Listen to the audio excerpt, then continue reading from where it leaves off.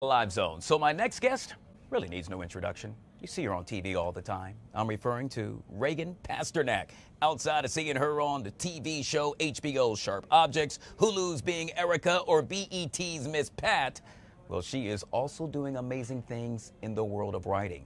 Yes, she is an author. Recently released a book entitled Griffin's Heart. This is the second edition of the book, which focuses on those struggling with the loss of a pet. Don't let me tell it. She's here to do just that.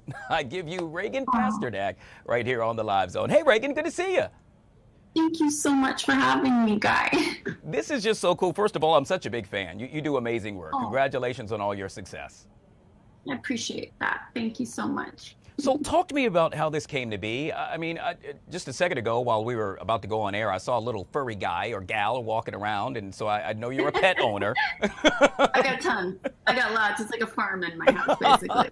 I love that. But you know what else I love? I love that you have decided to focus on something that so many folks deal with but don't really have an opportunity to talk about, and that is the loss of a pet.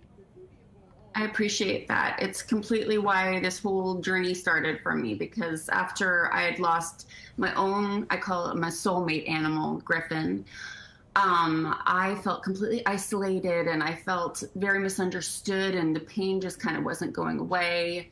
And that's kind of how the book started coming to be. I started just researching grief and what it meant to lose an animal, and it's probably my favorite experience of my life, writing that book. And really? Wow. Yeah, connecting with other animal lovers and realizing that I wasn't crazy. I just really missed my animal. I mean, I think it's something like 66% of Americans have pets, and it's like $150 billion industry. People are treating their animals like family. So it's, you feel kind of almost shy to talk about the pain of losing an animal. They call it a disenfranchised grief, where it's not quite taken as seriously as a human grief, as a human loss.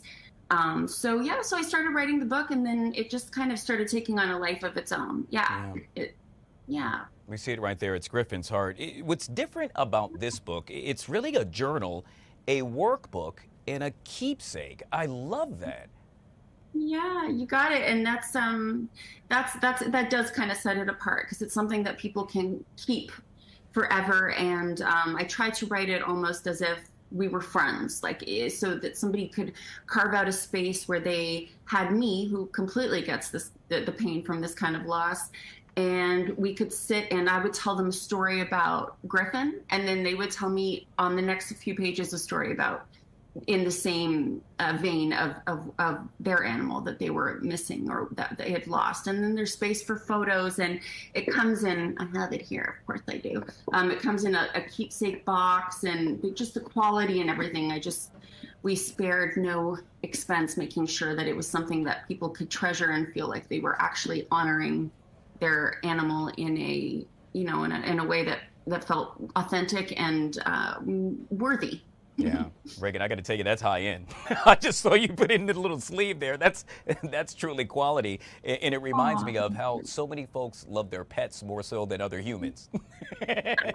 I love that you said that, and actually, that's what I kept finding when I was researching for the book. And since then, I mean, thousands of readers I've connected with, and really realize, there's something very pure about the love of an animal and the connection that you have with them, because it's beyond words, right? And it's beyond, you don't have any political differences of opinions. You don't have any, you're not fighting with them at Thanksgiving dinner table. Sometimes you're just getting pure, unconditional love. And it's very, very, you feel a connection that you can't really get from another human. Yeah. And the more people I spoke to, the more people I realized were feeling exactly that way. So, Reagan, I'm curious. I know a couple of folks that recently lost their pets, and one of the things they said is, I don't want to get another pet. And then several months later, one of them actually got another pet. Do you find that most people who have suffered a loss with regard to, whether it be a cat, dog, what have you, that the pain is so strong that they opt to never do it again? Or do they miss it and can understand that they can find love in something else? I think it's almost like any love. Every love is different. Every loss is different. A breakup, losing a family member, a human family member. you feel so much pain. People are scared to open themselves up. Every loss and every love shapes us. Don't you think that? I feel like these are huge experiences in our lives. And so I think that hopefully, and I wanted to, hopefully that's what my book, I have a whole chapter basically about hope and how we get closed off and stuck when we're in pain or in grief. And I'm hoping that throughout the book, people can release some of that pain. And so that if they choose not to have an animal again, that's anybody's decision, but it's not based on that fear, that hurt. You can move on from that, because that's what life is. It's about remembering the good instead of just holding on to the hard part, right? Yeah, yeah. I think, and correct me if I'm wrong, but I think some would also argue that it's somewhat of a feel as if one is cheating or trying to forget the pet that they loved so much if they were to, not in essence replace it, but get another one. And from my experience, that's what I've seen.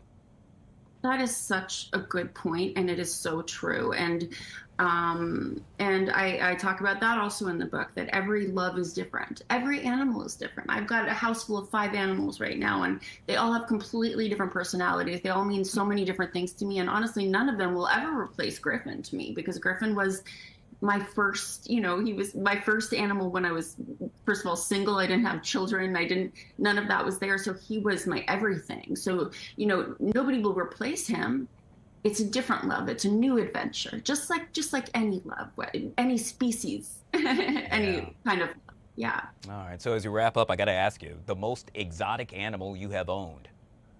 Oh my goodness. I mean, I'm not really an exotic animal person, but I have a giant Great Pyrenees that I found. I'm from Canada originally, and I was visiting my parents, and I saw her at a rescue, and she's 140 pounds.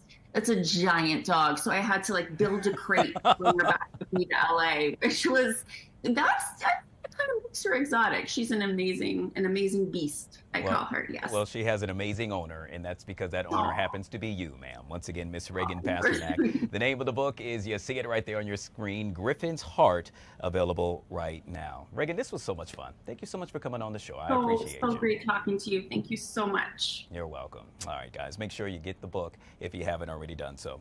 Hey, on the flip side of this break, producer Chris joining us next with the sizzling topics. You'll hear them and see them right here on The Live Zone. We'll be right back.